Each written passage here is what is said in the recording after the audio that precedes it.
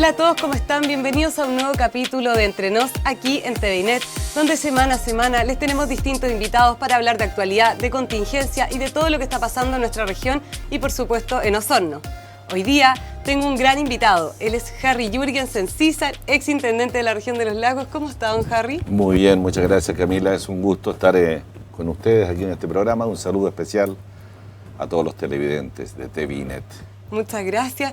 Don Harry, bueno, hay muchos temas por hablar, pero a mí me gustaría partir desde atrás, desde su vida, desde su infancia. Usted, hijo de inmigrantes que llegaron a Chile y una mamá que, por lo que sé, fue bien sacrificada en su vida. Cuénteme un poco. Bueno, efectivamente es así. Mi madre nació en Suiza y de Suiza se vino a Argentina con su mamá. Ella tenía 3, 4 años. Y se instalan en Mendoza. Yeah. Allá hace su vida mi madre, Francisca, y mi padre, que nace en Dinamarca, pero fue soldado alemán en la Primera Guerra Mundial. También después de la Primera Guerra Mundial, con 17 años, luchando en el frente francés. También queda afectado seguramente por la guerra, hace estudios en Alemania y también se viene a Argentina. ¿Por qué Argentina? Porque Argentina ofrecía a Europa un futuro maravilloso. Muchos sueños. Era un país sexta o séptima economía del mundo. Y se conocen en Mendoza y se casan en Mendoza. Ya, ahí empieza su vida entonces. Y se vienen a Chile a aceptar un trabajo ¿Ya? en una mueblería grande de propiedad de unos suizos. Se vienen a trabajar a Santiago de Chile. Y después se trasladan a Osorno, se instalan en Osorno. Y forman esta familia en Osorno con 5 hijos hombres. 2 habían nacido en Santiago, los otros nacen acá. Y fallece mi padre. Fallece mi padre cuando tenía 3 años. Mi hermano menor tenía 1, mi hermano que me sigue hacia arriba tenía 4 y medio.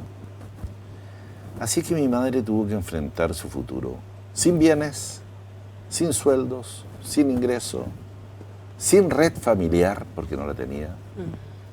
Ningún tipo de red de apoyo, salvo la iglesia. Y ahí mi mamá se pone a trabajar en puros trabajos informales. Por eso que yo hablo siempre del trabajador informal. En esos años, ella hizo su vida con trabajos informales, es decir, sin previsión social, sin ningún tipo de ayuda. Y mi madre se enferma de tifus en esos años. El tifus era la enfermedad que más muertes producía en el mundo. Y mi mamá quedó hospitalizada 2 meses aquí en Osorno. 2 meses. Y los hijos solitos. ¿Cuántos años tenía usted? De 3 para 4, mi hermano de 1 para 2, claro, inmediatamente casi después que se falleció mi padre. Así que ahí quedaron los hijos, bastante indefensos, en una pieza. Y ahí vinieron familias que dijeron, pucha, no puede ser, hay una guaguita ahí de 1 año y medio, y se la llevan a su casa para cuidarla. Y después, otra familia dice, pero también hay un niñito de 3 años que también está solo, mientras los mayores van al colegio, ellos quedan solos en su casa, también los toman. Y así nosotros nos criamos, digamos, los 2 menores en familias distintas, por varios años. De tal forma que nos habíamos olvidado ambos de nuestro papá y le decían papá y mamá, por supuesto, a esa familia que nos habían acogido y que tenía intenciones de adoptarnos, por supuesto. Pero ahí tuvo la fortaleza de nuevo de mi madre de no aceptar aquello. Y después los acoge de nuevo, los trae de nuevo a su seno. Y así empezamos a hacer la vida junto y familiar. Mi madre trabajando en el colegio alemán, a cargo de la cocina del internado. Eso nos permitía a nosotros también tener una beca para 3 de sus hijos. Y ahí empezamos a estudiar y empezamos a formarnos. Mi madre, Francisca, nos generó todo lo que son los valores y los principios del ser humano. Es decir, el sacrificio. Y donde uno notaba de chiquitito que el trabajo era todo. Sí. El trabajo era todo. Y usted empezó a trabajar chico también, muy joven. Bueno, yo me titulé a los 18 años como contador y empecé a trabajar a los 18 años en el diario La Prensa, por supuesto. Ya. Pero antes también trabajaba. Yo mientras estudiaba, trabajé en un taller fotográfico, trabajé en un taller eléctrico, trabajé en un emporio aquí, en Emporio Mata, en Osorno. ¿Y qué le tocaba hacer? Vender, atender la bodega y ayudarle a la señora que era dueña de vender. Y así también nosotros empezamos a a recibir algunos pesos para ayudarle a mi mamá. Pero eso no solo lo hacíamos nosotros, lo hacíamos todos los 5. Mis 2 hermanos mayores ya estaban trabajando, uno de obrero mecánico en Gildemeister, otro de junior en el Banco Osorno, el mayor. Y nosotros buscándonos siempre trabajo, especialmente en el verano. Y por eso que yo digo, el trabajo es fundamental para la realización del ser humano, de la persona. O sea, si uno le gusta trabajar y trabaja con cariño y entiende la importancia del trabajo, que no puede venir alguien a ayudarme desde el cielo con bonos para vivir, no, todo era trabajo conjunto. Y eso es lo que me marcó en la vida, porque yo empiezo a trabajar después formalmente a los 18 años en el diario La Prensa de Osorno, y ahí empiezo a hacer mi carrera dentro de la empresa privada. ¿Y cómo fue su desarrollo? ¿Entra a La Prensa y cómo viene después su trayectoria? La Prensa de Osorno era el diario de Osorno, y por supuesto muy conocido. Ya yo era el ayudante del contador, tenía un título, pero bueno, no servía mucho en ese minuto. Pero yo tenía aspiraciones, yo quería escalar, subir, usar mi título, mis estudios. Yo saqué una memoria con máxima distinción, hice un examen de grado con máxima distinción, porque esa otra cosa que teníamos también, pues nosotros sabíamos que desde el estudio nos generaba un mejor trabajo. Y teníamos que ser los primeros en los estudios. ¿Pero eran estudiosos porque les nacía o también era exigente Francisca? Mi mamá era muy exigente. ¿Sí? Y mis hermanos también, porque mi hermano mayor, Tomás, también él asumió como padre. Entonces él estaba trabajando en el banco, aportaba su sueldo por más de 10 o 15 años a su madre para que nosotros pudiésemos estudiar. Claro. Y eso lo sentíamos, o sea, mi hermano está ayudándome para que yo estudie. Claro. Mi otro hermano, el segundo, que después se fue a Bolivia, el que fue obrero mecánico acá, hizo su carrera en Bolivia, La Paz, le ayudó a mi hermano al tercero, quien logra estudiar, también estaba en el comercial de Valdivia conmigo, pero logra becarse y es ingeniero comercial de la Universidad de Chile, y logra continuar a la Universidad de Columbia, hace una maestría, y termina doctorado en la Universidad de Harvard. O sea, ese sí que estudió. Después me tocó a mí, yo también quería seguir los pasos de él. Yo quería ser ingeniero comercial, me estaba preparando para hacer el bachillerato, y bueno, pero mi hermano mayor dijo, no, tú ya tienes un título, por lo tanto, lo que corresponde ahora es que tú también colabores en el estudio de tu hermano menor.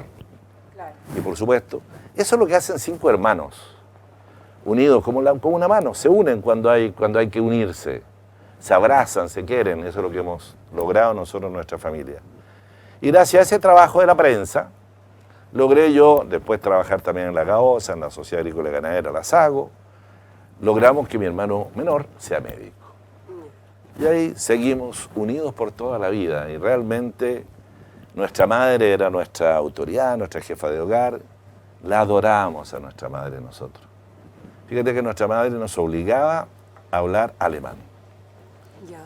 Nosotros cuando le hablamos en castellano, mi mamá no nos contestaba, como que no habíamos hablado. A mis hijos le hace lo mismo mi mamá. No, sí. A mis hijos también, a todos nuestros hijos, como que no entendía el castellano. Gracias a eso, mis hijos hablan muy bien alemán, mis sobrinos hablan muy bien alemán. Ya no ocurrió con mis nietos, ellos ya no hablan el alemán. ¿No? Claro. ¿Pero usted habla bien alemán? Sí, porque tenía que hablar con mi mamá y porque lo aprendí en el colegio alemán. Claro. Entonces es bueno tener, aparte del castellano, el alemán y también el inglés, que es muy importante hoy en día, sí, para surgir en la vida. El inglés es fundamental. Don Harry, ¿cómo llega al mundo público?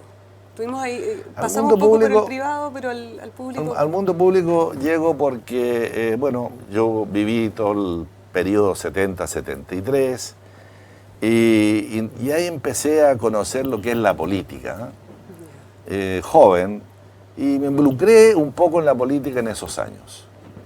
Pero después, más que nada, cuando me involucro y soy fundador de Renovación Nacional, sentí que nos ha ido bien en la vida a nosotros. Y como nos fue bien en la vida, ¿por qué no hacer un aporte público? ¿Por qué no meterse también en la política? ¿Por qué no colaborar con la experiencia y los conocimientos de uno? Mis hermanos no estaban de acuerdo, porque hermanos siempre me decían, no, política no, quédate donde está. Ninguno de ellos son políticos tampoco. pero a mí tenía el bichito. Por ahí conocí a don Sergio Onofre Jarpa, quien es mi mentor en la política. Por ahí me hice muy amigo de Andrés Alamán, estoy hablando de 30 y tantos años atrás. Y entonces ingreso a lo que es Renovación Nacional, me convierto en el presidente distrital, presidente regional, me convierto en miembro de la Comisión Política a nivel nacional, y ahí tomo todo el rumbo de la política, donde uno se juntaba y conocía gente como don Pancho Bulnes, Sanfuente, como don Pedro Ibáñez, como don William Taller, como Pedro Daza, el padre de la subsecretaria hoy día de Salud. Entonces uno va a una política que era muy distinta, y Sergio Onofre Jarpa, para mí un mentor, un hombre dedicado, entregado, no buscando beneficios desde la política, sino que tratando de aportarle a la política para tener una mejor convivencia y mejor desarrollo humano. Y eso es lo que me llevó a ser parlamentario. Ya. Y ahí estuve en el Parlamento durante 4 años. ¿Cómo fue su experiencia? Muy buena experiencia. Yo estuve los 4 años en la Comisión de Hacienda. Porque la mayoría de los parlamentarios son más bien humanistas, son abogados, son cientistas políticos, claro. Pero hay pocas personas que estén con los números, con la matemática, con la economía, ¿no? Entonces, bueno, en Renovación Nacional, ahí estuve yo en la Comisión de Hacienda. Y me sentía muy bien porque me sentía colaborando. Grandes problemas teníamos en ese minuto. Los bancos eran prácticamente propiedad del Estado, todos los bancos privados. Porque para que no quiebren, el Estado les tendió la mano y tuvimos que generar todas unas leyes para poder llevar a la normalidad todo lo que es la banca chilena, que es fundamental en el desarrollo económico. Ahí hay una experiencia extraordinaria, ahí trabajamos mucho. Y me fue bien, tal es así que incluso en las evaluaciones que se hacían en el Parlamento, yo siempre estaba entre los evaluados por los mismos pares, no evaluados por un tercero, por lo tanto por votación, donde votaban todos, siempre estuve yo entre los 6 primeros. Ya. O sea, uno recibía la votación de Jaime Esteves, de Jorge Chausson, de Buenchumilla, en fin, de todos estos parlamentarios que también en ese tiempo uno le daba valor también al otro. No era que yo tenía solamente votos de Renovación Nacional, no. Claro. Yo también voté por Jaime Esteves, porque estimaba que Jaime Esteves, socialista, era un tremendo parlamentario. Yo también voté por Carlos Montes, hoy día es senador, porque también estimaba que era un gran aporte. En esos años no se enmarcaba un muro entre la oposición y los... No, había una convivencia y había un compromiso y había también más lealtad entre los propios parlamentarios. Sí, entonces, imagínense, nosotros éramos minoría, éramos oposición, sin embargo yo estaba en el 6º lugar evaluado por todos. ¿Y a qué atribuye eso? ¿A ese 6º lugar? A que había un ambiente distinto al trabajo, nuevamente al trabajo. Es decir, porque yo como parlamentario trabajaba 12 horas al día. Destinaba mucho a estudiar con el Instituto de Libertad, Instituto de Libertad de Desarrollo. Las leyes me ayudaban, tenía muchos asesores. Y estos asesores yo me tenía que sentar todos los lunes 4 horas a estudiar, 5 horas a estudiar lo que venía para la semana, para poder tener opinión y tener aportes a los proyectos de ley. Entonces, al trabajo, nuevamente al trabajo. Y dedicarme a estudiar y tener opinión, y siempre fundado, siempre con seriedad. Siempre, no sé, en esos tiempos las ofertas, el populismo no existía. Y era considerado el populismo como algo contrario a la política, contrario, porque uno empieza a sembrar expectativas ya en forma irresponsable. Entonces, eso no existía. Entonces, uno marcaba una política seria. Y como me sentí también, el partido me dijo, ¿sabe qué más? Ahora vas de candidato a senador por el sur. Ese fue un error, porque con un periodo de parlamento en la Cámara de Diputados, irse a senador es muy pronto. Ya. Bueno, ya ahí perdí, no gané. En mi distrito, por supuesto que tuve una votación muy buena en el 56, pero perdí en Puerto Montt. En Chiloé me fue bastante bien, en Palena también, pero en Puerto Montt no me fue posible, digamos, hacer una campaña, y había mucha fuerza por los candidatos competitivos que yo tenía en aquel entonces. Yo participaba en todos los foros, en todos. Un foro, ahí estaba yo. Y los 2 senadores elegidos no participó nunca en un foro, ni siquiera en estos foros nacionales del canal de televisión nacional, ni siquiera en eso, no participaban en el foro. Ellos salieron elegidos. Es bien extraño eso, pero tiene razones. Entonces ahí me quedé y volví naturalmente a la empresa privada, donde hice carrera también gracias a mi título de contador general. el título de contador general, que no era un título académico, yo no pasé por la universidad, pero era un título que yo le daba valor. Sí. Porque yo trabajaba en función de esa profesión.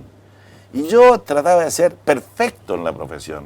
No equivocarme en legislación tributaria, no equivocarme en legislación laboral, no equivocarme en consejos, en asesoría, no equivocarme, estudiarlo muy bien. La ley de la renta me la conocía de arriba para abajo, las leyes laborales igual. Y así hice carrera, y logré ser después gerente general de compañías, presidentes de otras, directores de otras, pero ese título. Don Harry, hoy día, bueno, yo sé que para usted el tema de la educación es súper importante, y hoy día yo siento que, no sé cómo lo verá usted en realidad, yo siento que Chile castiga un poco a quien no tiene título. Bueno, la administración pública. En la administración pública, si uno no tiene título, inmediatamente tiene un grado allá abajo.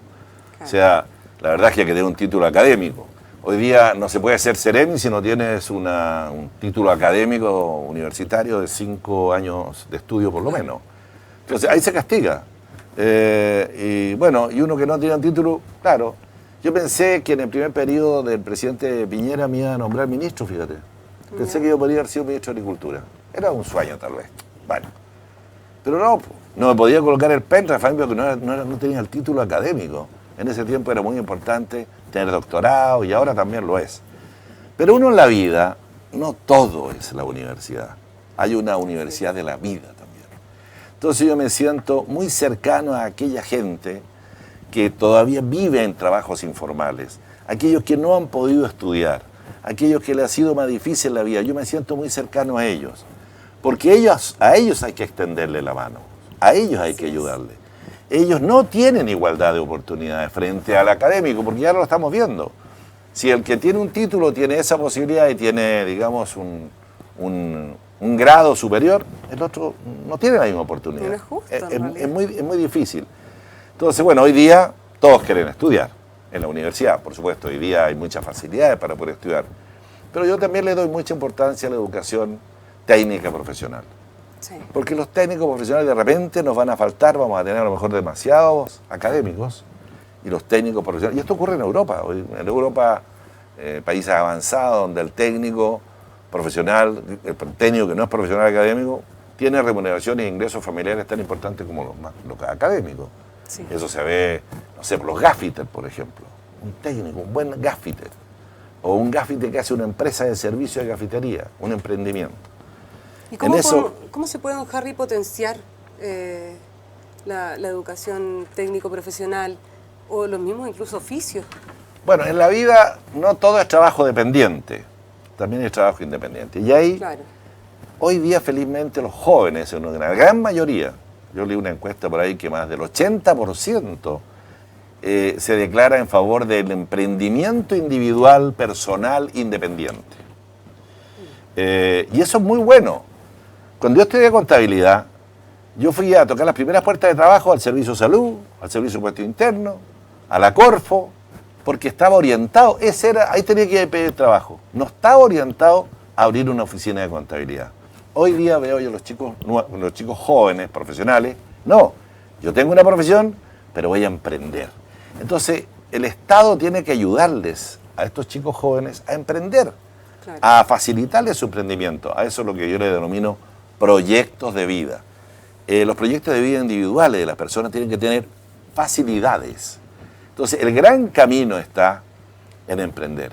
Y hoy día las pymes son eso. En Chile hay una evolución extraordinaria en ese sentido. Pero, por supuesto que estas pymes también necesitan ayuda. Y en pandemia, más ayuda aún, porque les ha tocado muy duro algunas actividades que tuvieron que cerrar en cuarentena y no pudieron funcionar. Don Harry, vamos a conversar de la pandemia, que ha sido muy dura, y de muchos otros temas a la vuelta de un breve comercial. Vamos y volvemos. Estamos conversando con Harry Jürgensen, ex intendente regional y osornino de tomo y lomo. Así que vamos y volvemos.